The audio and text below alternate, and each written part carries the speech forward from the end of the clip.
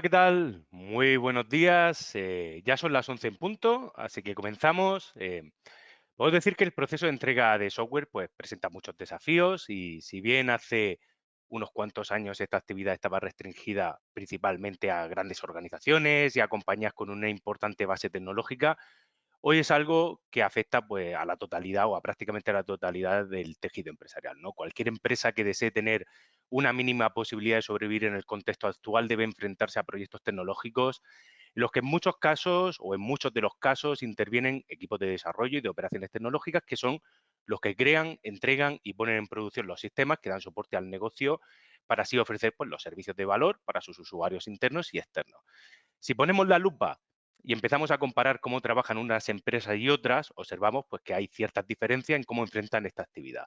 Podemos decir que existen distintos niveles de madurez que se traducen en diferencias en lo que sería, pues, por ejemplo, la productividad y el valor entregado por estos equipos, ¿no?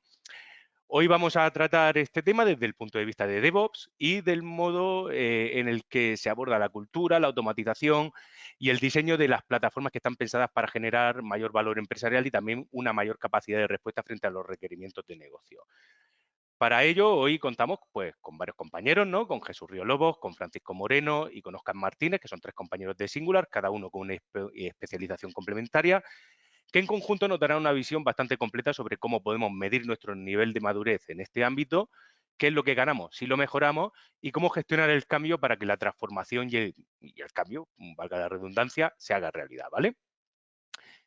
Antes de comenzar, aprovecho y me presento para quien no me tenga localizado. Mi nombre es Ramón García y soy el director de marketing del equipo de soluciones de Singular.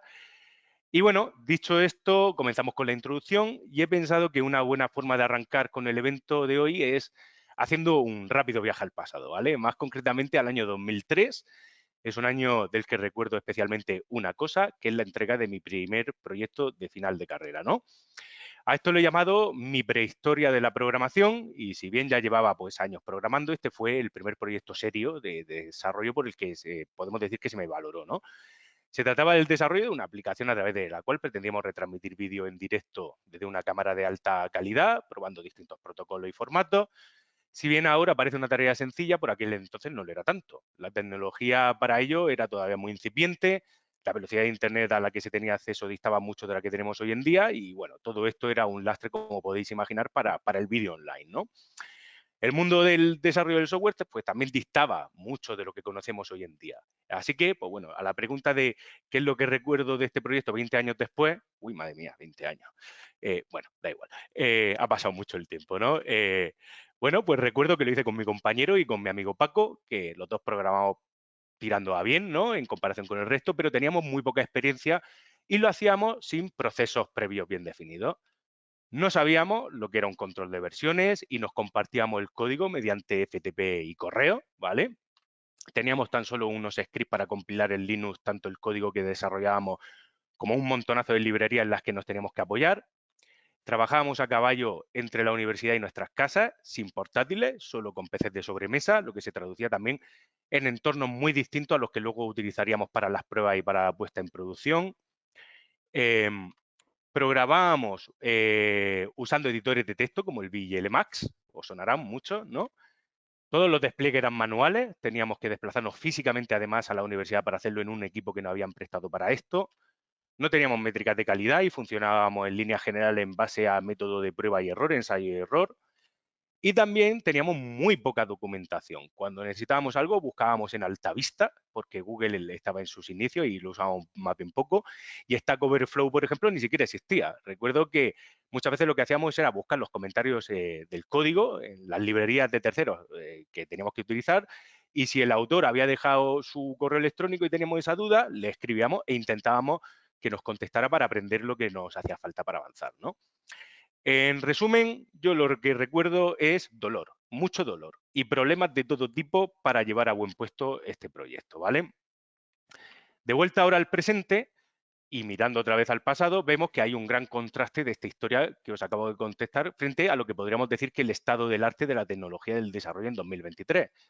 Ahora hablamos de DevOps, DevSecOps, GitOps, MLOps, de Chaos Engineering.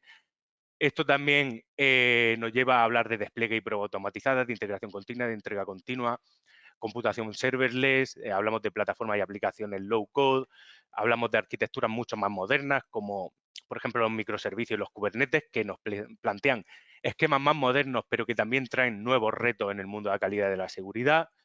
Nos encontramos que hay un porcentaje creciente de código que se escribe y se prueba con el apoyo de la inteligencia artificial, que está cada vez más integrada en los entornos de desarrollo. Y muchos de estos avances que hace tan solo 20 años pues parecían ciencia ficción, pues los tenemos a día de hoy, ¿no? Y muchos más, ¿no? ¿Y qué es lo que podemos decir que hemos ganado en el camino? Porque algo habremos ganado con todo este proceso. Pues yo creo que hemos ganado un incremento espectacular o enorme en la productividad, en la calidad y en la rentabilidad de la actividad alrededor de la tecnología y más concretamente en lo que respecta al desarrollo y la entrega de software, ¿no? El proyecto que os comentaba lo estuvimos desarrollando mi compañero Paco y yo durante un año entero. Este mismo proyecto yo creo que con las herramientas actuales y la forma de trabajar actual y el estado del arte de la tecnología, por supuesto, muy probablemente se habría desarrollado en cuestión de semanas. O si tomamos también en cuenta todo lo que ya existe alrededor de esto y se puede reutilizar, pues me arriesgaría a decir que a lo mejor se habría hecho en cuestión de días, ¿no? Pero bueno. Y bueno, para concluir y dar paso a nuestro primer invitado de hoy, solo quiero presentaros Singular muy rápido. Y lo digo, para mí no es una tarea fácil presentar Singular porque somos una empresa con un ecosistema que cambia continuamente en evolución continua. ¿Y por qué hacemos esto, no? Pues porque pensamos que en un mundo que también está en constante cambio, la capacidad de adaptación va a ser nuestra mejor ventaja, la mejor ventaja competitiva. Y esto es algo que todas las personas de Singular tienen interiorizado y que intentamos transmitir a nuestros clientes en cada proyecto que realizamos. Proyectos en los que desplegamos pues, soluciones en el ámbito de la estrategia empresarial, también de por supuesto de la tecnología mayoritariamente, y que nos han llevado a tener disponibles equipos en prácticamente todos los continentes, en países de todos los continentes, desde España a Estados Unidos, pasando por México, Portugal, entre otros muchos lugares, ¿no? ¿Y por qué pensamos que todas estas empresas y la gente de estas empresas confían en nosotros? Pues yo creo, y muchos nos lo dicen, que es porque les aportamos lo mejor que tenemos, ¿no? En Singular, que son las personas que componen nuestros equipos y sus amplias y diversas capacidades técnicas que ponemos a vuestra disposición, junto con nuestro conocimiento y nuestra apuesta por el aprendizaje continuo para finalmente llegar a lo importante, ¿no? Que es ayudaros a todos vosotros y a todas vosotras a que alcancéis con mayor facilidad vuestros objetivos de negocio y también a ayudaros a superar todos estos retos que vienen con un futuro que es cada vez más acelerado y también que es cada vez más digital. Y con esto termino la introducción y le damos paso a nuestro primer invitado de hoy, que es Jesús Río Lobos, y nos va a hablar, pues bueno, cómo podemos medir el nivel de madurez en DevOps de nuestra empresa. Jesús, ya te vemos por ahí, ¿qué tal? Buenos días. Hola, buenos días a todos, ¿qué tal? Muy buenos días. Te pasamos el control y comienza cuando quieras. Muy bien. A ver, te lo estamos pasando. Bien, Ya se creo ve, que lo tengo. correcto, se ve. Adelante, cuando quieras. Bien, pues nada, yo quería comenzar haciendo una breve introducción de qué es DevOps, aunque todos en mayor o menor medida lo conocemos, ¿no? Porque si estamos aquí es porque nos interesa mucho, ¿no? Este tema, ¿no? Bueno, hacer una introducción de lo que es DevOps y sobre todo las ventajas que nos aporta, ¿no? A aplicar este tipo de prácticas en nuestras organizaciones. Em, en el término más clásico de DevOps, representa la unión de los equipos de desarrollo, QA y operaciones. Es más que una metodología, un conjunto de herramientas, es un enfoque colaborativo eh, y ágil que busca eliminar las barreras existentes entre las áreas. Al adoptar prácticas DevOps, al adoptar prácticas DevOps, las organizaciones pueden experimentar una transformación significativa en su capacidad para entregar el software de alta calidad de manera más rápida y eficiente. Pero, ¿cuáles son los principales beneficios de este cambio de paradigma? Bueno, pues vamos a enumerarlos. Los principales beneficios, bueno, el primero, ¿no? Como se ve en el diagrama, es la fusión de equipos, ¿no? DevOps implica una fusión de los equipos de desarrollo, QA y operación en un solo equipo multidisciplinar. Al trabajar juntos en todo el ciclo de vida del software, se logra una comunicación y colaboración fluida y estrecha. Por otro lado, tenemos la colaboración mejorada y responsabilidad compartida. Al final, eliminamos los hilos de información y promovemos una mentalidad de responsabilidad compartida, donde todos los miembros del equipo se sienten responsables de la calidad y el rendimiento del producto final. Por otro lado, mayor automatización y entrega continua. Otra de las principales ventajas de adoptar prácticas DevOps es la automatización de los procesos. Mediante la implementación de herramientas y pipeline de entrega continua logramos un flujo de trabajo ágil y repetible. Esto implica pruebas automatizadas, integración continua, despliegue continuo, lo que al final permite entregar cambios y mejoras de manera más rápida y segura al mercado. Al automatizar tareas repetitivas y eliminar cuellos de botella, reducimos los tiempos de desarrollo y despliegue. Esto también nos permite adaptarnos rápidamente a las demandas cambiantes del mercado y ofrecer nuevas características y actualizaciones de manera más ágil. Bueno, otro punto importante es la entrega de productos con mayor calidad y agilidad. La adopción de DevOps conlleva una mejora significativa en la calidad del software y en la estabilidad del entorno de producción. Al realizar pruebas continuas durante todo el ciclo de vida del desarrollo, los problemas se detectan y se resuelven con antelación.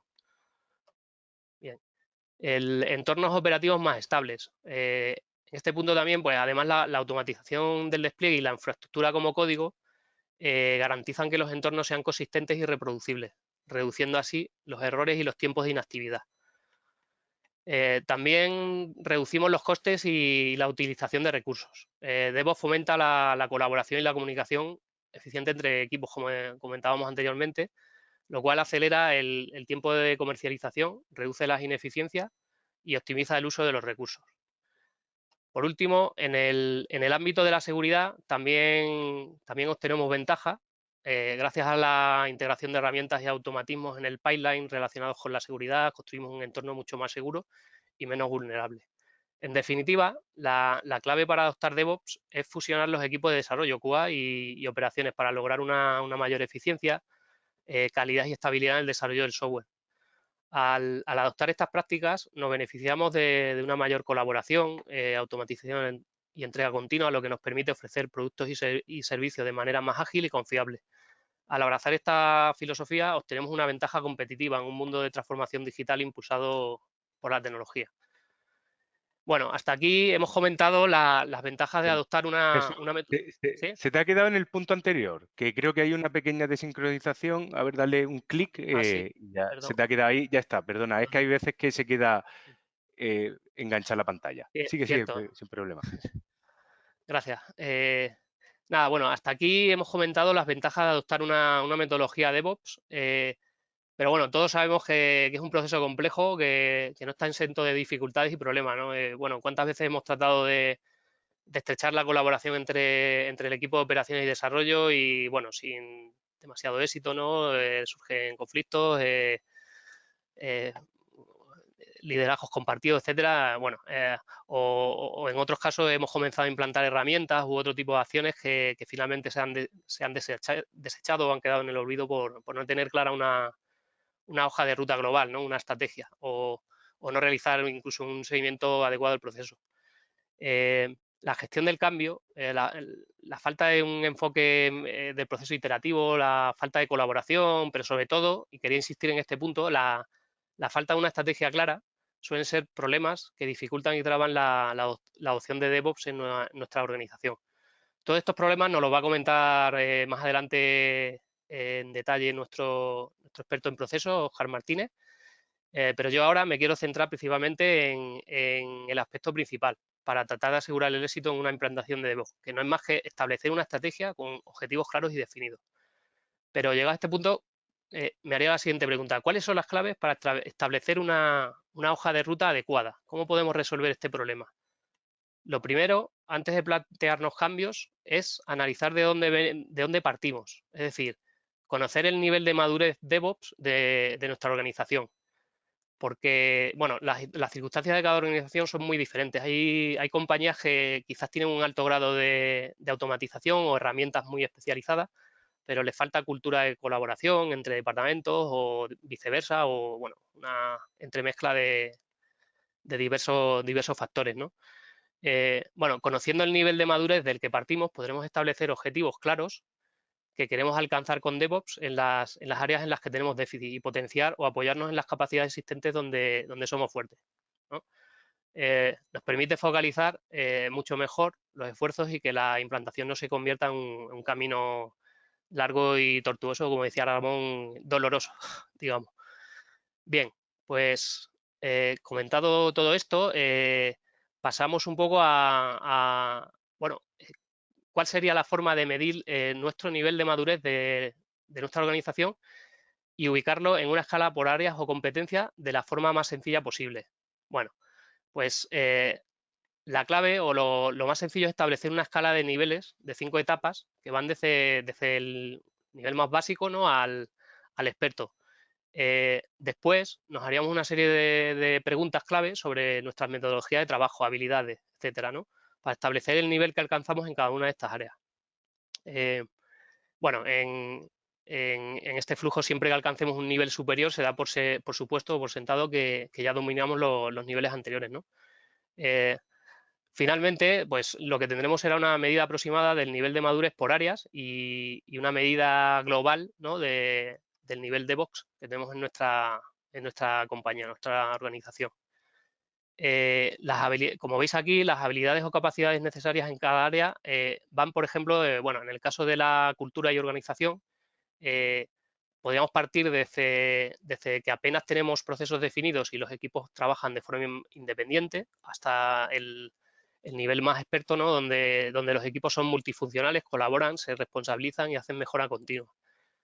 En el área del desarrollo, construcción y despliegue, por ejemplo, podemos encontrarnos entre tener un control de versiones básico y hacer despliegues, bueno, y hacer despliegues a mano en el nivel básico, hasta alcanzar un despliegue continuo sin apenas intervención.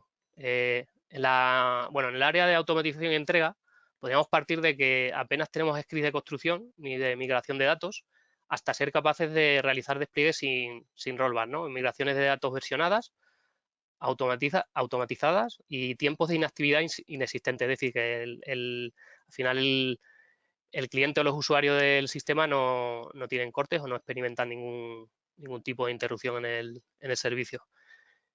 En el ámbito de la calidad, testing, validación, etcétera, podemos encontrarnos desde apenas hacer test unitarios hasta conseguir realizar de forma automatizada test de aceptación de negocio, pruebas de regresión, test de rendimiento, entrar en un flujo que se suele llamar roll forward, donde no hay rollback, sino avance o promoción hacia adelante tanto de las nuevas funcionalidades como de los errores. En cuanto a la seguridad, el nivel más básico sería, bueno, es que no se tiene en cuenta para nada la seguridad, no hay revisiones de vulnerabilidades, etcétera, hasta realizar una evaluación continua de riesgos, test automatizados de vulnerabilidades, etcétera, todo integrado en el pipeline de la entrega. Y por último, en el terreno de la monitorización e informes, podemos partir de tener alguna métrica básica de proceso no compartida, ¿no?, con el resto de equipos, aislada, silos de información, ¿no?, hasta tener sistemas centralizados de acceso a la información self-service para los analistas o gestores, para que puedan configurar a medida sus propios cuadros de mando, KPIs, y hacer un seguimiento en tiempo real en todo momento del estado del proceso. Una vez hecho este estudio, podemos establecer más fácilmente una estrategia que ponga foco en las áreas con mayores déficits, concentrando mayor esfuerzo en estas áreas y apoyándonos en las fortalezas de otras áreas para facilitar los cambios, como comentaba. Bien. Nada, una vez que hemos establecido una estrategia a seguir durante la implantación, es muy importante tener unas métricas centradas en los objetivos establecidos, ir haciendo un seguimiento durante el proceso. Antes de comenzar el proceso deberíamos de realizar los siguientes pasos. Uno, o por primer lugar, identificar o establecer unas métricas relevantes para nuestros objetivos. Bueno, aquí estas pueden, como ejemplo, ¿no?, pueden incluir el tiempo de promedio de entregas de nuevas características o time to market, el número de incidencias en producción, el tiempo de resolución de problemas o bueno, el índice de satisfacción del cliente NPS. Esto, ya os digo, es variable y en función de los objetivos que hayamos marcado en nuestra estrategia, pues tendremos más o menos métricas enfocadas a revisar esos objetivos. En segundo lugar, tenemos que medir estas métricas que nos hayamos propuesto, tenemos que medirlo antes de comenzar a implantar el cambio, ¿no? Para establecer una línea de base o referencia. Esto al final pues, nos permitirá comparar los resultados posteriores para evaluar el impacto que hemos generado con las prácticas DevOps. Bien, durante el proceso, durante el proceso, lo que tenemos que hacer es medir periódicamente las métricas que nos hemos propuesto y comparar y evaluar, ¿no? Con la línea base o la línea de partida. Es importante realizar un seguimiento continuo para comparar con esa referencia e ir evaluando el impacto que estamos produciendo, y si detectamos problemas o desvíos en nuestra planificación, poder ajustar sobre la marcha. Es muy importante este enfoque iterativo, ¿vale? Luego, otro punto importante es registrar los costes asociados. Hay que hacer un seguimiento de los costes relacionados con el proceso, como por ejemplo, bueno, el tiempo invertido, desarrolladores que participan u otros perfiles, sistemas, QA, etcétera. Recursos invertidos en la formación de personal, bueno, adquisición de herramientas, automatización de procesos, costes relacionados con la configuración de la infraestructura, etcétera, etcétera. Bien, y por último, bueno, pues ya llegamos a normalmente el objetivo que tenemos cuando queremos hacer un seguimiento, ¿no? Que es medir el retorno de la inversión, ¿no? Evaluar los resultados una vez que hemos terminado de implantar el proceso, que lo damos por bueno, ¿no? Entonces, bueno, ¿qué es lo que hacemos en este apartado? Aquí básicamente es calcular las mejoras o cambios de cada métrica para tener una idea del impacto en cada una de las áreas. Pero, ¿cómo podemos calcular el ROI? Bueno, a alto nivel podemos utilizar la fórmula estándar del ROI, ¿no? Que es beneficio menos coste, partido por el coste, siendo en nuestro caso el beneficio, siendo el beneficio el equivalente al ahorro que nos ha proporcionado DevOps, ahorro en costes o en personal, ¿no? Estos beneficios pueden incluir ahorros en costes operativos, aumento de ingresos debido a una entrega más rápida de productos o mejoras en la satisfacción del cliente. Bueno, de una forma más detallada tendríamos en cuenta los siguientes factores. Por un lado, muy importante, el coste por hora de los perfiles implicados. Debemos determinar el coste por perfil en base a su salario. En DevOps, al final lo esperable es que los tiempos de entrega se reduzcan o al optimizar los procesos, la cantidad de proyectos que se puedan realizar en el mismo tiempo aumente, por lo que el coste se reduce, la relación coste-beneficio por persona mejora. Bien, este sería un factor muy importante. Luego, el coste de la introducción del proceso, es decir, aquí, bueno, pues costes agregados asociados a la introducción del proceso, como la configuración de los entornos, redefinición de procesos de desarrollo, automatización en la integración continua, entrega continua, formación, licencias, herramientas, calidad, etcétera, etcétera. Aquí, bueno, un factor, quería insistir en este punto porque es un factor muy importante, es la automatización, ya que es un factor determinante para conseguir reducir tiempos y, por tanto, bueno, costes, ¿vale? Y, bueno, y la supervisión también es importante, supervisión de las tareas repetitivas para ver que no hay que introducir ajustes, etcétera, ¿vale? Por último, bueno, tendríamos el ahorro de costes. Con todo esto podemos calcular el ahorro de costes logrado mediante la implementación del DevOps, y finalmente, pues realizaríamos el cálculo del retorno de la inversión en base al ahorro, ¿no? Bueno, menos el coste en relación con el coste. Una vez que tenemos esta medida, además, como el proceso de implantación DevOps es un proceso paso a paso, ¿no? Iterativo, escalonado, podemos proyectar el ROI futuro a largo plazo partiendo de esta base en sucesivas fases del proceso. Bien. Por último, bueno, ahora que ya conocemos las claves para transformar nuestra organización en entorno DevOps, nos estamos preguntando, bueno, ¿cómo nos puede ayudar Singular en este camino, ¿no? Bueno, Singular, nosotros disponemos un método sencillo y gratuito para evaluar en poco más de media hora nuestro nivel de madurez por áreas aproximado, mediante un cuestionario dirigido con uno de nuestros consultores. Bueno, este punto os lo va a comentar Ramón al final de la presentación con mucho más detalle, pero bueno, sí que quería pues lanzar este mensaje, ¿no?, de que disponemos un sistema para echaros una mano y bueno, luego aparte ya de este estudio se pueden, a petición, pues podemos hacer otro tipo de estudios más detallados, estudios detallados, hoja de ruta, acciones dirigidas, herramientas, recomendar herramientas y servicios, etcétera. Bueno, sin más, creo que está por aquí Ramón, yo ya Sí. por mi parte he Pues terminado. perdón, muchas gracias, Jesús. Pues sí, luego lo volveremos a recordar al final. La verdad es que ha estado súper interesante. Yo creo que la gente, cuando ha visto todo ese pedazo mapa, ¿no?, de los distintos niveles, las fases, habrá estado viendo, vale, ¿y dónde me coloco yo? ¿Dónde me coloco, no? Pues bueno, este cuestionario no tenéis ni que calentaros la cabeza. Nos ponemos nosotros con vosotros y os decimos, pues estáis por aquí, ¿vale? Así que yo creo que es bastante interesante ese cuestionario. Muchas gracias, Jesús. Vale, pasamos ya a nuestro siguiente invitado de hoy, que es Francisco Moreno, el director del equipo de QE de Singular, y nos va a dar un enfoque un poco más práctico, ¿no?, de todo esto que hemos comentado. Fran, ¿qué tal? Mira, ya tenemos por ahí. Hola, hola. Hola, buenos días. Muchas gracias, Ramón. Muy buenas. Pues te pasamos el control y puedes comenzar cuando quieras, ¿vale? Vale, muchas gracias y bueno, gracias a los que están al otro lado aquí escuchando. Vale, bueno, pues soy Francisco Moreno, soy el director del equipo de QE aquí en Singular.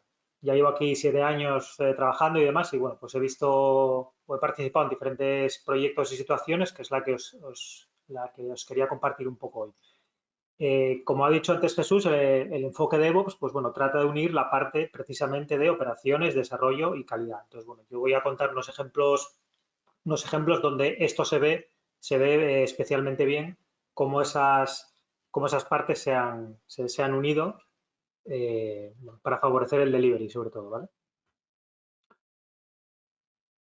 Vale, entonces, bueno, un poco siempre creo que es importante situar un poco la motivación de las cosas, ¿no? El por qué, en este caso, pasarse a un enfoque DevOps o seguir un enfoque DevOps tiene sentido. Entonces, por situar un poco el contexto, pues bueno, básicamente a día de hoy en el desarrollo de software se vive en un entorno pues completamente acelerado. Vemos en la mayoría de nuestros clientes y proyectos que el time to market cada vez es más crítico. Ya no existen esos proyectos a lo mejor antiguos donde se hacían desarrollos a 1 año, 2 años vista. Eso ya cada vez es más raro.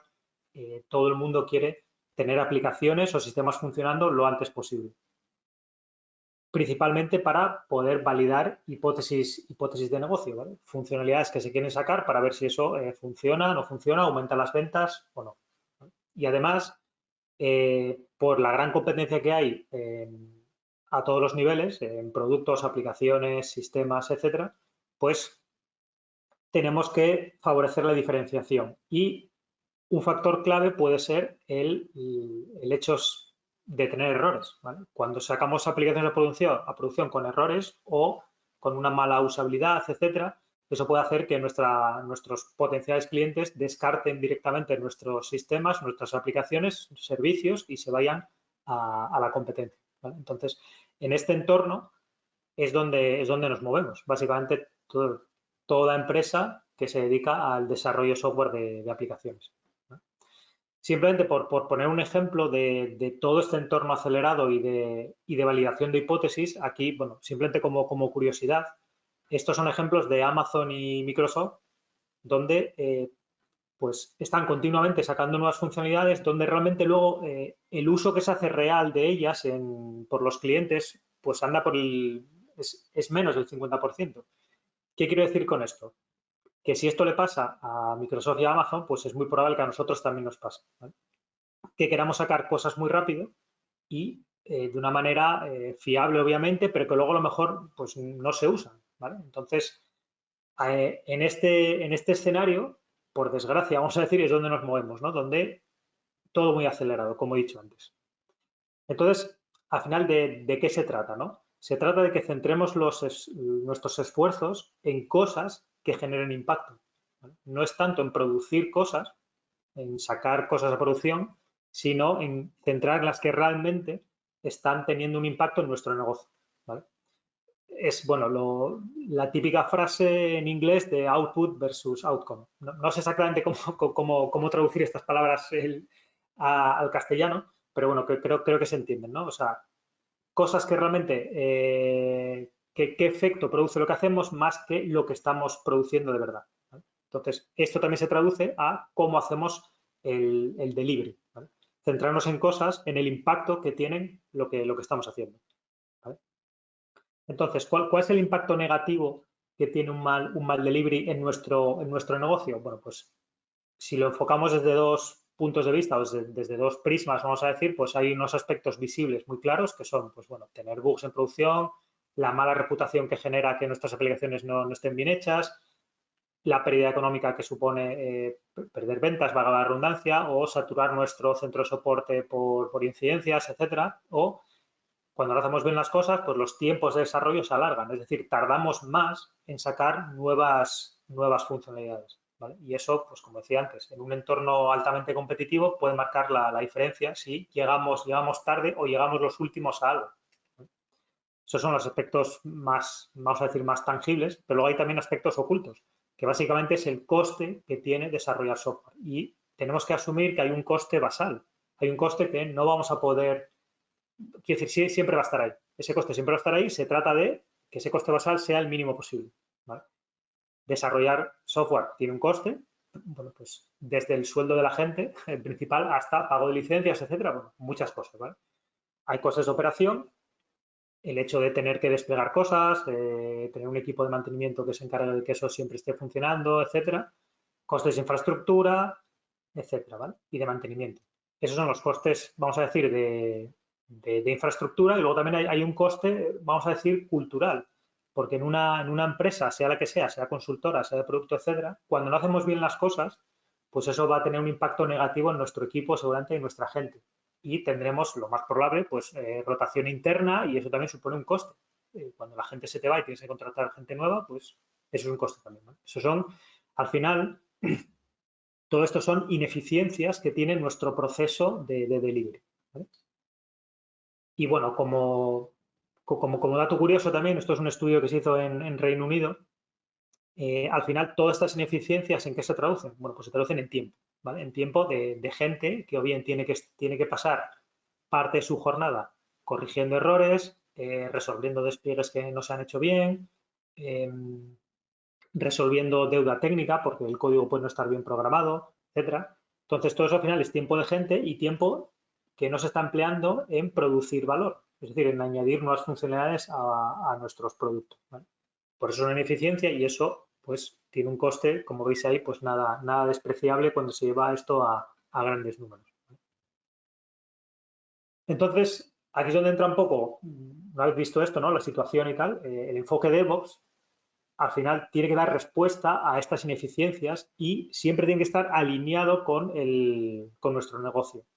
Es decir, nuestro punto de vista obviamente no es pasarse a DevOps porque sí, o porque está de moda, o porque lo dicen los libros o lo dicen los gurús, que esto es lo bueno, sino alineado con el impacto que tiene nuestro negocio, ¿vale? Entonces, para ello, lo principal es primero identificar los puntos de dolor que tenemos concretamente nosotros, no los genéricos, los que puede tener, es decir, los que pueden venir en un libro o en un artículo de cualquier blog, sino los que tenemos nosotros en nuestra empresa y los que nos están haciendo generar esas ineficiencias o ese sobrecoste. Típicamente pueden ser esos que aparecen ahí, puede haber más, pero bueno, pues eso, bugs en producción, deuda técnica disparada, fases de pruebas a lo mejor muy largas, errores en los despliegues, no disponer de entornos de pruebas adecuados, no tener juegos de datos adecuados para hacer las pruebas, no sé, que los diseños que tenemos en Figma, por ejemplo, no se estén aplicando bien en la implementación y eso, pues bueno, requiera que luego rehacer trabajo, etcétera, ¿vale? Entonces, nosotros, de todos ellos, tenemos que identificar nosotros qué es lo que más nos aprieta el zapato, por así decirlo.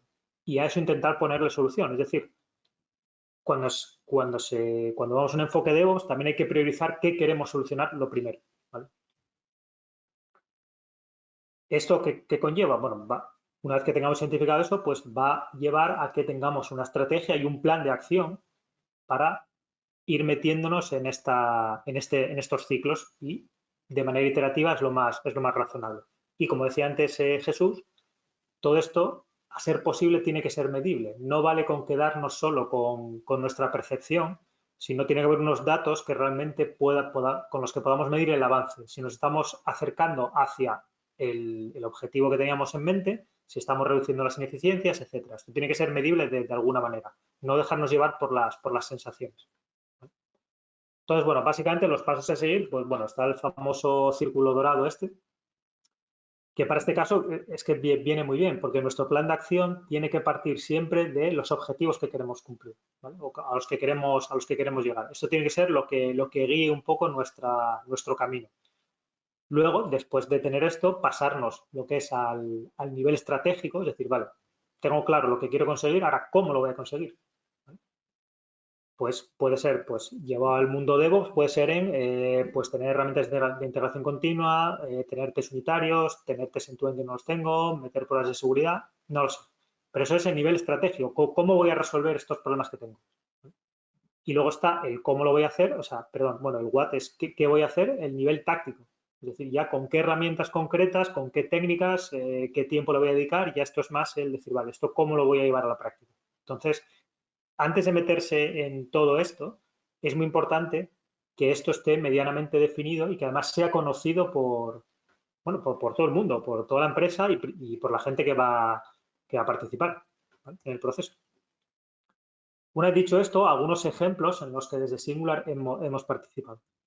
Bueno, el primero no es un ejemplo concreto de ningún cliente, ningún proyecto, pero sí que es el marco, vamos a decir, genérico, ¿vale? Es decir, una vez que nos metemos en el enfoque DevOps, esto es un poco, dicho así muy tal, el proceso o el dibujo, vamos a decir, hacia donde nos gustaría llegar, ¿vale? Es decir, este sería el pipeline genérico, donde, pues, los equipos de desarrollo y la gente de QA, la gente de testing, principalmente comparten un repositorio, todos tienen acceso al código, todos son responsables de ese código, vamos a decir, ¿vale? Y existe una herramienta de integración continua, pues sea Jenkins o la que sea, ¿vale?, donde cada vez que se hace un cambio, pues se ejecuta lo que es el pipeline, ¿vale? Es decir, una serie de pasos que van a validar que ese cambio va en el camino correcto, ¿vale? Que no estamos rompiendo nada de lo que ya existía y que además tampoco estamos rompiendo integraciones con otros sistemas, etc. Entonces, lo que recomendamos es que se haga se haga por fases secuenciales, donde se empiece por un análisis estático de código. Quiere decir, básicamente, que lo que estamos programando está, vamos a decir, bien programado, cumple los estándares, no tiene errores de seguridad, no estamos aumentando la deuda técnica, no hay acoplamiento, etcétera. Es decir, que básicamente la codificación está bien hecha. Y luego pasar a pruebas unitarias, integración y end-to-end, como digo, de manera secuencial. Es decir, si alguna de estas fases ya falla, pues no se ejecutan las siguientes y ya se da la build por fallada, se avisa al equipo de desarrollo, bueno, al equipo entero, y se intenta solucionar. Idealmente, estas fases deberían estar dockerizadas. ¿Por qué dockerizadas? Porque realmente es lo más práctico y lo más barato. Más barato en el sentido de que vamos a disminuir mucho el coste de infraestructura. No vamos a necesitar desplegar las cosas en un entorno pues, que tiene un coste, sea el que sea, pero va a tener un coste. Entonces, al dockerizarlo, vamos a tener entornos virtuales ad hoc, creados sobre la marcha y que además son entornos estancos. Vamos a asegurar que no hay colisiones con otros sistemas a la hora de hacer pruebas o otros usuarios que estén accediendo a la hora de hacer las pruebas. Y además vamos a tener un entorno controlado en el que vamos a poder setear el juego de datos que necesitemos, etc. ¿Vale? Entonces, por eso digo que esto es como hacia donde deberíamos ir. No digo que sea fácil, pero es hacia donde deberíamos tender, ¿vale? Luego, si hace falta una fase de pruebas manual, que siempre es aconsejable, dependiendo del contexto, pero bueno, siempre está bien que alguien pueda tener la sensación o la percepción de si las cosas están bien hechas, si funcionan, son fluidas, se ven bien, etcétera, ¿vale? Entonces, bueno, podríamos hacer un despliegue intermedio a un entorno de preproducción donde se hagan, como decía, pruebas manuales y a lo mejor una última validación por un product owner o responsable del proyecto para que valide que eso pues cumple con lo que se había estipulado. Y luego ya el paso a producción. Esto, como decía antes, esto junta las tres bolas, ¿no? Las tres círculos que dibujaba antes Jesús, pues aquí se ve perfectamente cómo equipos de operaciones, desarrollo y testing trabajan de manera conjunta para que las cosas lleguen a producción lo más rápido y de la manera más fiable posible, ¿vale? Como os digo, esto al final, bueno, fomenta la colaboración y la eficiencia, ¿vale? Como os digo, este es el ejemplo genérico en el que más o menos intentamos aplicar en la mayoría de los proyectos que tenemos. Si vamos a casos concretos, hace unos años participamos junto con X by Orange, en el desarrollo de el alta de líneas, el alta de líneas móviles, ¿vale? Entonces, concretamente aquí, ¿cuál era la problemática? Bueno, pues dar una línea de alta de un cliente, pues, bueno, una empresa como Orange os podéis imaginar que son sistemas ya muy grandes, ¿vale? El problema aquí es que había muchas dependencias, por lo que os decía. Dar una línea de alta requiere provisionar la línea, darle alta a los CRMs, dar de alta a los usuarios, darlo de alta en facturación, es decir, muchísimo, es un proceso realmente que requiere de muchos sistemas, se interviene en muchos sistemas. Entonces, ¿cuál era el problema? Que probar eso no es sencillo, es un tema bastante complejo de probar. Por lo que digo, por la dependencia de sistemas externos. De la propia Orange, pero externos, ¿vale? Entonces, aquí el reto era precisamente conseguir que ese proceso de pruebas fuese fiable y, sobre todo, controlado, ¿vale? Que cada vez que se hiciese una prueba pudiésemos asegurar si eso estaba bien hecho o no. Evitar dependencias y retrasos por es que este sistema ahora mismo no funciona, es que el otro equipo no ha puesto la última versión, etcétera, etcétera. Todo eso intentamos evitarlo.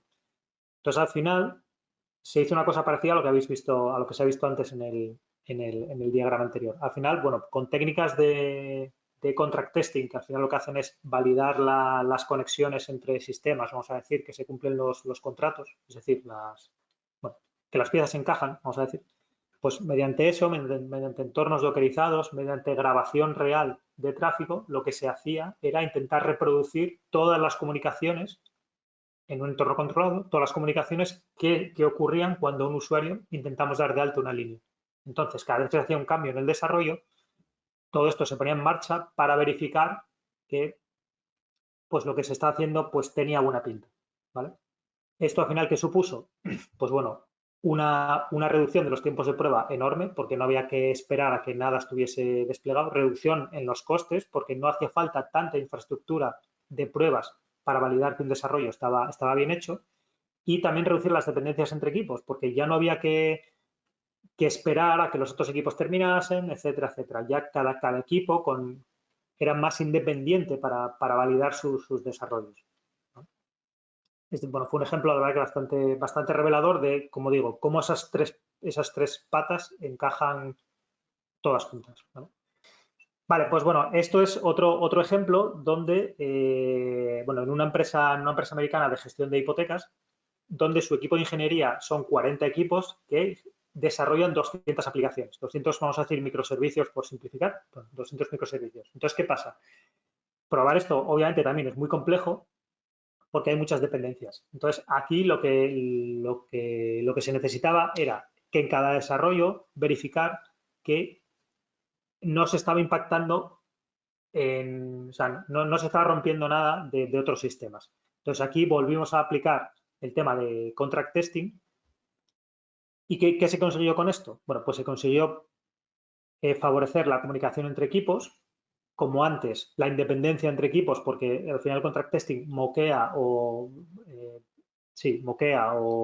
virtualiza muchas de las dependencias, no hay que hacer esas esperas, también tiene la detección temprana de errores y reduce mucho el coste de infraestructura y de fases de pruebas. Entonces, al final, pues bueno, la fase de pruebas se redució en un 60% el tiempo, ¿vale? Esto al final, bueno, pues lo que hicimos fue implementar el contract testing en un equipo y luego hacer el rollout, de hecho todavía estamos en ello, haciendo el rollout al resto de equipos de la organización, implantando también un grupo de práctica que se encarga de vigilar o favorecer que todo esto se haga de la manera correcta y de medir, tener métricas, etcétera, ¿vale? Porque esto también es un cambio cultural en la manera de trabajar de los equipos. Luego, como os decía antes, y ya por el último ejemplo, también hemos visto que se generan muchas ineficiencias, como os decía antes, cuando hay que verificar que los diseños de Figma están bien implementados. Entonces, ¿qué hemos hecho? Pues típicamente esto a lo que me refiero es a una persona mirando con sus ojos dos pantallas, una a la otra, y viendo que lo que está en Figma y lo que está en la web es lo mismo, ¿vale? Esto al final pues, puede llevar desde una pantalla básica de login que tiene dos cajitas y un botón a una persona de diseño media hora mirar eso, porque bueno, es mirarlo y luego generar los errores, subirlo allí, etcétera, etcétera. Pues bueno, hemos hecho una herramienta interna que todo ese proceso lo automatiza. Lo automatiza y pues esa prueba que podría ser media hora tarda 1 o 2 minutos en ejecutarse. ¿Vale? Al final es una herramienta no code que, bueno, que se integra en ciclos de integración continua con Jenkins, etcétera. Entonces, todo esto también va a mejorar la ineficiencia que tiene y a reducir los procesos largos de prueba y de poco aporte de valor, que es una persona, pues básicamente mirando dos pantallas, que eso no tiene mucho valor, ¿vale? Y una máquina, una herramienta como esta, lo puede hacer de manera más eficiente y más rápida. Y bueno, en eso estamos ahora y esto es una herramienta, pues bueno, que tiene bastante, encaja muy bien con todo esto de DevOps. Y nada, Ramón, por mi parte, yo he terminado, le cedo el testigo a Óscar. Muy bien, Fran. Además, esta última herramienta que has comentado, cuando la vi por primera vez, me parece una pasada, ¿no? Los que hemos desarrollado y hemos tenido que hacer pruebas de interfaz y tal, lo pasas tirando a mal, ¿no? Con ese trabajo. Así que es súper interesante. Gracias, Fran. Pues bueno, como decía, le pasamos ahora el testigo a Óscar, que nos va a hablar más de la parte centrada en la gestión del cambio, porque, bueno, lo habéis podido ver, que todo esto supone una transformación que hay que gestionar para que se haga todo realidad. Así que, como vamos justillos de tiempo, Óscar, no te quito ni un minuto más, te pasamos el control y a por ello. Estupendo. Bueno, pues un placer estar con vosotros compartiendo este ratito. Y yo, en este caso, lo que quería contaros o transmitiros es toda nuestra experiencia en todos aquellos proyectos que llevamos haciendo desde hace casi 10 años. Proyectos de todo tipo, tecnológicos, proyectos de procesos, como decía antes Jesús, proyectos de estrategia, proyectos de lo que fuera, en el que realmente, si no teníamos en cuenta cómo gestionar esas resistencias y ese cambio, pues las cosas no fluían. Entonces, bueno, pues se trata de compartir con vosotros todo lo que ha pasado en estos últimos 10 años, ¿no? Aspectos clave para cualquier proyecto. O hay implicación de la dirección y adhesión de las personas que están en el proyecto, o esto no funciona. Es decir, no sirve tener interés. Lo que hay que tener es compromiso con el objetivo que nosotros los hemos marcado. El interés es, bueno, si las circunstancias se dan, yo lo hago. No. Si estás comprometido, yo me enfoco a los resultados. Y en estos tiempos, bueno, es que alguien puede decir que hay que conseguir un objetivo y que hay que aplicar DevOps. Vale. Ese es el 20% del éxito del proyecto. Si no consigues la adhesión de todos aquellos quien tienen que hacerlo, esto no funciona. Y eso es el 80%. Con lo cual habría que tomárselo bastante en serio. ¿Qué supone? Bueno, nosotros, si nos planteamos un proyecto con DevOps, es porque hay unos objetivos claros, que son productividad, que es calidad, que es rentabilidad, incluso motivación de personal, incluso optimización de procesos, costes, etcétera, etcétera, etcétera. Luego todo esto hay que tenerlo claro desde el principio, porque de alguna forma lo tenemos que manejar. ¿Qué barreras nos encontramos habitualmente, ya no solo implantando DevOps, ante cualquier tipo de proyecto? Pues resulta que ¿desde dónde partimos? Esto nos lo contaba Jesús. ¿Cuál es nuestro nivel de partida? Es decir, puede ser que nos estemos marcando objetivos para los cuales no estamos preparados. Esto, las personas que están haciéndolo son los que mejor lo saben, los que más claro lo tienen. Y si les preguntamos a ellos, ellos nos van a decir exactamente en qué nivel estamos. Y si ellos participan en el diagnóstico, tendremos una parte conseguida para nuestra gestión del cambio. Y es que ellos tienen perfecta conciencia y consciencia desde qué punto hay que partir y qué cosas tendríamos que hacer. Luego, si no sabemos dónde estamos y el contexto global, y cuáles son los objetivos o la estrategia y táctica de cómo queremos hacerlo, tendremos problemas.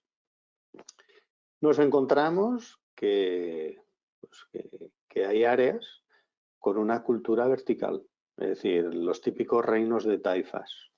Yo tengo un director de desarrollo y estructura desde su punto de vista, con unos objetivos de desarrollo. Tengo un área de operaciones o de proyectos y servicios que posteriormente tienen que interactuar con el cliente y tienen sus propios objetivos. Y cada uno no tiene vasos comunicantes con el de al lado. Es más, no tenemos unos objetivos por encima que nos obliguen a coordinarnos. Resulta que vamos a aplicar una serie de cambios y los que tienen que implantar los cambios no han participado en el diagnóstico de la situación. Entonces, ¿cómo vamos a conseguir que se impliquen si ellos no participan desde el principio? Esto cualquiera de los que estamos aquí nos ocurre igual. Es decir, nos dicen que tenemos que modificar un comportamiento, una forma de actuar y dices, bueno, ¿y yo qué tengo que decir al respecto? Bueno, pues hay una frase a mí me gusta utilizar que dice que el cambio es una puerta que se abre desde dentro. Es decir, si yo no abro la puerta a modificar mis formas de trabajo, seguramente yo no cambiaré. O cambiaré porque me obligas y en cuanto pueda volveré a la tendencia en la cual estoy moviendo. Me puedo encontrar que tengo un legacy de arquitectura de sistemas, infraestructuras, procesos, programas, pues que están fuera de lo que en este momento necesito y que puedo definir procesos magníficos o formas de trabajo, pero si no lo soporta esta tecnología, finalmente no nos servirá de nada. Tendremos falta de herramientas, problemas de automatización, ahora cada vez más todo el tema de RPA, y lo que comentaba Fran, y también lo comentaba Jesús. PDCA, mejora continua, algo sistemático. Tenemos que estar interpretando qué es lo que está pasando, qué datos estamos teniendo y cómo los vamos a implicar en lo que queremos desarrollar. Esta famosa evaluación y revisión continua de lo que está pasando. Bueno, luego, ¿cuáles son las claves que deberíamos de tener para poder llevar esto a cabo? Primero, lo he comentado, ¿quiénes van a liderar esto? Los que lideren tienen no solo que tener un conocimiento de cuál es el contexto en el que nos movemos, sino en qué medida van a implicar a los que van a tener que participar en el diseño e implantación de la solución. Y en este caso estábamos hablando de DevOps. Todo esto supone que los que lo vayan a liderar tienen que definir qué vamos a conseguir, qué impacto vamos a conseguir con estos objetivos y de qué manera vamos a hacerlo, y está claro que no es la forma en la que lo estábamos trabajando, para conseguir estos objetivos. Y fundamental, qué enfoque, qué táctica vamos a seguir. Cuando a alguien le implicamos en un cambio, pasa por 5 estados que tenemos que alinear con la empresa. Es decir, la persona debe de tener conciencia del cambio que se tiene que producir. Debe de tener deseo, es decir, yo soy perfectamente consciente de que hay que cambiar, hay que hacerlo de otra manera, pero es que no quiero. Entonces, esto hay que tenerlo claro desde el principio. Si esa persona toma conciencia y realmente le implicamos y dice, yo quiero participar en el cambio, a continuación yo le tengo que proporcionar el conocimiento, las habilidades y lo que sería un reforzamiento posterior. Esto lo tengo que alinear con lo que mi empresa necesita. Yo tengo una necesidad de negocio. Tengo que generar un concepto y un diseño. Tengo que implementarlo y tengo que hacer un seguimiento posterior a la implementación.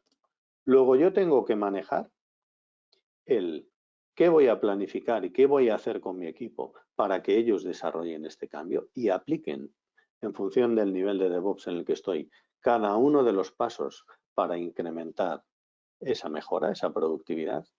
Y tengo que dar un seguimiento y un feedback. Esto es lo que esperamos cualquiera que estemos realizando unos cambios, decir, oye, ¿en qué medida lo que estoy haciendo está alineado o no con lo que tengo que conseguir? Esto estamos todos los días con los proyectos de OKR, es así, es decir, tengo que dar conversaciones, feedback, reconocimiento, semanalmente, quincenalmente, para saber de que lo que yo estoy implicándome puede ser que a lo mejor durante una semana o 15 días no sirva, no pasa nada. Lo reformulo de nuevo y me vuelvo a reenfocar al objetivo.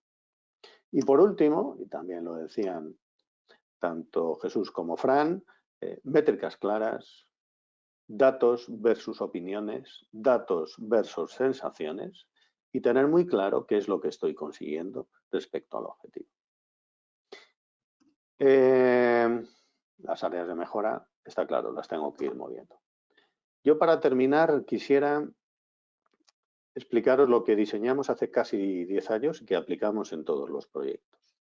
Es un proceso de gestión del cambio que, como veis, tiene 4 grandes bloques, en el que dice, si yo tomo la decisión y hago un business case, un caso de negocio de voy a desarrollar este proyecto, ¿qué supone? ¿Quiénes tengo que poner al servicio de este cambio? ¿Qué riesgos tengo de todo lo que puede ocurrir durante este cambio? ¿Cuáles son todos aquellos aspectos que pueden influir a que el proyecto salga bien o salga mal? Esto surgió porque había organizaciones que nos decían, mira, yo contrato diferentes consultoras.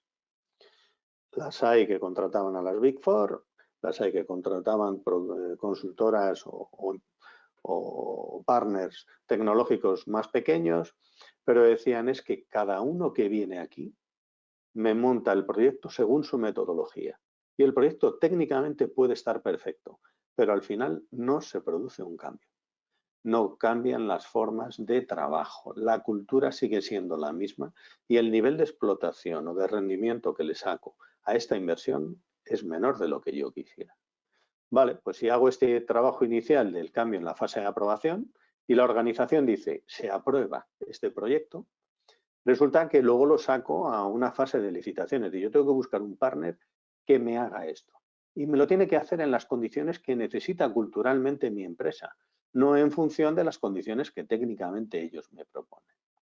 Y hacemos la evaluación de qué es lo que nos están presentando técnicamente respecto al proyecto de cambio. ¿Qué requisitos tienes que cumplir para que en mi organización esto realmente le saque el máximo rendimiento?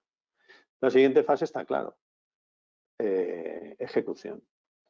Cómo el equipo está preparado, qué actividades de comunicación, qué actividades de formación, quiénes se han visto impactados y yo tengo que reforzar en responsabilidades, comportamientos, cómo voy a hacer el seguimiento, cómo voy a establecer los KPIs que me dicen que durante esa implantación estoy consiguiendo lo que quiero. Y a continuación, ya que no solo la ejecución, sino toda la implantación. Con esos KPIs implantados, ir obteniendo la información que dice que técnicamente el proyecto se está ejecutando, pero ojo, culturalmente mi organización está cambiando. Entonces, desarrollando, como podéis imaginar, debajo de esas cajas hay pues muchas actividades que hay que customizar a lo que necesita la organización, pero para terminar, simplemente enseñaros una pequeñita muestra de pues cuando haces los análisis de riesgos del proyecto, pues qué personas se van a ver impactados en su trabajo. Hay gente que va a tener que subir competencias, hay gente que va a tener que asumir más funciones, menos funciones, les vas a quitar poder, van a tener sensación de que pierden poder porque estoy automatizando y pierden protagonismo. Es decir, ¿cuáles son todos aquellos aspectos que pueden generar incertidumbre en quienes lo tienen que aplicar e implantar y que pueden dar lugar a una resistencia? En la medida en que haces este análisis de riesgos, clasificas el apetito al riesgo y dices, y ahora le meto iniciativas y acciones que vayan a o mitigar o eliminar o minimizar el riesgo y que mi proyecto no se vea perjudicado. ¿De acuerdo? Muchas gracias. Estupendo, Óscar. Antes de marcharos también algunos, os recordamos que tenéis a vuestra disposición lo que ofrecíamos hace un momento, que es este cuestionario informe en el que nos sentamos con vosotros media hora y que a través de unas preguntas muy fáciles y tal, os podemos decir en qué nivel estáis, el mapita ese que veíamos antes. Está muy bien lo de la puntuación y saber en qué nivel estáis, pero yo os recomendaría hacerlo también por otro motivo, ¿vale? Y es que a veces el parar, ponerse a pensar con otra persona que te está haciendo preguntas que a lo mejor llevas mucho tiempo planteándote, pero que no te has parado a pensarlas, ayuda mucho. Y en media horita de decir, ostras, te paras, reflexionas y muchas veces solamente por eso ya este tipo de ejercicios tiene su utilidad, ¿vale? Os lo quería decir para que no se os olvidara. Y nada, solamente me queda daros las gracias a Jesús, a Fran, a Óscar por estar aquí esta mañana, ¿vale? Me alegro mucho de que hayáis podido compartir con vosotros toda esta experiencia. Y a todos los asistentes, lo dicho, ahí tenéis la encuesta, decidnos qué os ha parecido, decidnos si estáis interesados en vuestra empresa en conocer el nivel de madurez o si en cualquier caso queréis que os ayudemos con vuestros proyectos a hacerlo más fácil apoyándoos en nuestra experiencia y nosotros pues encantados y muy felices de hacerlo. Pues nada, muchas gracias a todos, chicos.